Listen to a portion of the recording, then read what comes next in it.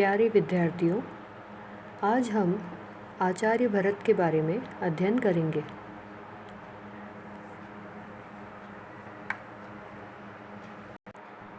भारतीय संगीत का आदि उपलब्ध ग्रंथ महर्षि भरत रचित नाट्यशास्त्र है। हिंदुस्तानी तथा कर्नाटकी दोनों संगीत पद्धतियों के विद्वान इसे अपना आधार ग्रंथ मानते हैं। इसी से नाट्यशास्त्र का महत्व प्रकट हो जाता है। नाट्यशास्त्र, जैसा कि नाम से ही स्पष्ट है कि यह नाट्य का ग्रंथ है, इसमें नाट्य की व्यापकता का वर्णन करते हुए इसके अंतर्गत ज्ञान, शिल्प, कला, योग आदि का वर्णन मिलता है। भरत मुनि के नाट्यशास्त्र का काल 200 से 400 ईस्वी पूर्व माना गया है। कई विद्वान इसे 5वीं शताब्दी भी मानते हैं। विद्यार्थियों को यह ध्यान रखना चाहिए कि भरत मुनि के नाट्यशास्त्र का काल प्रमाणित नहीं किया जा सकता, इसीलिए इसे 200 से 400 ईस्वी पूर्व माना गया है। भरत के नाट्यशास्त्र के 6 अध्याय संगीत से सीधा संबंध रखते हैं। हालांकि यह ग्रंथ नाट्य से संबंध रखता है, परंतु इसकी 6 अध्याय 28 से अध्याय 33 तक संगीत के तत्वों का वर्णन मिलता है। भरत के नाट्यशास्त्र में वर्णित संगीत के सिद्धांत आज हमारे संगीत शास्त्र का आधार हैं। नाट्यशास्त्र में राग शब्द व रागों पर चर्चा नहीं की गई है। कई विद्वानों ने नाट्यशास्त्र में श्लोकों की संख्या पर अलग अलग मत दिए हैं। नाट्यशास्त्र में रस का भी वर्णन किया गया है। विद्यार्थियों को यह स्मृति में रखना चाहिए कि जिस प्रकार 9 रसों का अनुसरण किया जाता रहा है, परंतु भरत ने 8 ही रसों का प्रतिपादन किया, जिनमें से 9वां रस, जो कि अभिनवगुप्त द्वारा दिया गया शांत रस, उसका उल्लेख भरत के नाट्यशास्त्र में नहीं मिलता।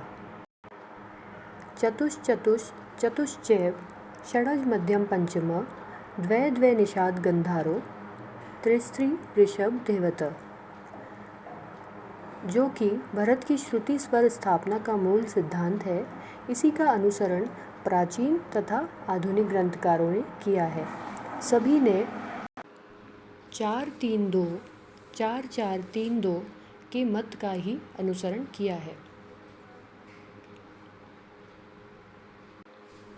अर्थात षडज, मध्यम और पंचम की 4-4 श्रुतियाँ, निषाद और गंधार की 2-2 तथा ऋषभ और धैवत की 3-3 श्रुतियों का उल्लेख किया गया है। इस ग्रंथ में साहित्य तथा संगीत के मूल तत्वों की व्याख्या की गई है। भरत के समय में मार्गी तथा देशी संगीत दोनों ही प्रकार प्रचलन में थे तथा नाट्य में गंधर्व संगीत का प्रयोग किया गया। भरत ने नाट्यशास्त्र में 2 ग्रामों का उल्लेख किया है, जो कि षडज ग्राम तथा मध्यम ग्राम है, और गंधर्व ग्राम को उन्होंने स्वर्गलोक का वासी बताया है। गंधार ग्राम को स्वर्गलोक का बताया गया है। भरत ने कई वीणाओं का भी वर्णन किया है, जिनमें एक तंत्री, किन्नरी, मत कोकिला, चित्रा आदि अनेक प्रकार की वीणाओं के आकार, प्रकार तथा उनकी विशेषताओं आदि का उल्लेख किया गया है। अब हम भरत के नाट्यशास्त्र में वर्णित संगीत से संबंधित 6 अध्यायों का संक्षिप्त वर्णन करते हैं। इन्हें विद्यार्थियों को सीक्वेंस वाइज याद करना चाहिए। प्रतियोगी परीक्षाओं में भी कई बार इस प्रकार के प्रश्न पूछे गए हैं कि कौन से अध्याय में संगीत के कौन से तत्वों का वर्णन किया गया है। 28वां अध्याय, जिसमें वाद्यभेद, स्वर, श्रुति, ग्राम, मूर्छना, जाति, जाति के लक्षण आदि का वर्णन किया गया है। 29वां अध्याय, जिसमें जाति तथा रस, अलंकार, धातु, वीणा, वीणा के प्रकार आदि का वर्णन किया गया है। भरत ने अलंकारों की संख्या 33 मानी है। 30वें अध्याय में सुशिर वाद्यों का वर्णन किया गया है। 31वें अध्याय में लय तथा ताल का वर्णन किया गया है। 32वें अध्याय में ध्रुवाभेद, गान प्रकार, गायक के गुण आदि का वर्णन किया गया है। 33वें अध्याय में वादन, वाद्य, वादक के लक्षण, 18 जातियाँ आदि का वर्णन किया गया है। विद्यार्थियों को यह ध्यान रखना चाहिए कि 28वें अध्याय की टीका आचार्य बृहस्पति द्वारा हिंदी भाषा में की गई तथा नाट्यशास्त्र की टीका अभिनव गुप्त द्वारा अभिनव भारती नामक ग्रंथ में की गई। नाट्यशास्त्र के समय के बारे में हम अध्ययन कर चुके हैं और इसमें कुल 36 अध्याय हैं। अधिकांश अध्याय नाट्य से संबंधित हैं और 6 अध्याय, जैसा कि हम पूर्व में पढ़ चुके हैं, 28 से 33 तक संगीत से संबंधित है। भरत ने सारना चतुष्टयी के द्वारा श्रुति स्वर स्थापना का विशिष्ट सिद्धांत हमारे समक्ष प्रस्तुत किया, जो कि हमारे संगीत शास्त्र के लिए अत्यंत महत्वपूर्ण है और यह संगीत शास्त्र को एक बहुत ही महत्वपूर्ण देन है भरत के द्वारा। आचार्य भरत ने संगीत में श्रुति स्वर स्थापना को देकर एक बहुत ही महत्वपूर्ण योगदान दिया है। भरत की सारना चतुष्टयी के बारे में हम आगे के वीडियो में अध्ययन करेंगे। अब हम नाट्यशास्त्र से संबंधित कुछ महत्वपूर्ण बिंदुओं का अध्ययन करते हैं।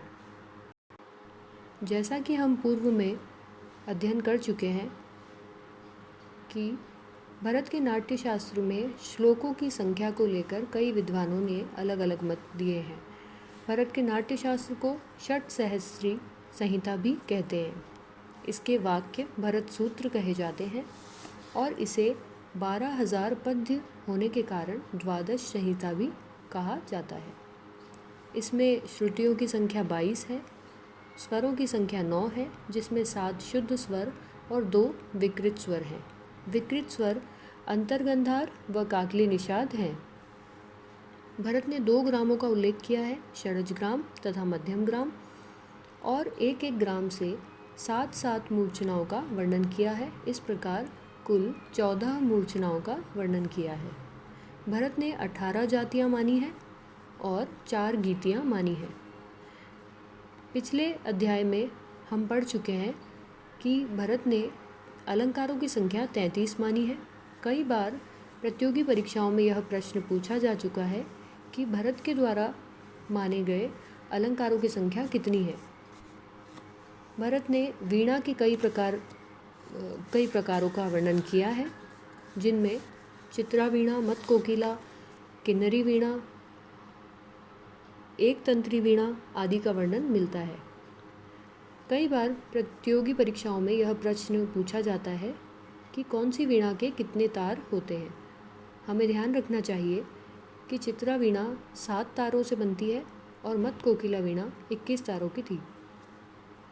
भरत ने वृंदवादन के लिए कुतुब शब्द का प्रयोग किया। प्रतियोगी परीक्षाओं में और एकेडमिक परीक्षाओं में भी यह प्रश्न पूछा जाता है कि कुतुब क्या है।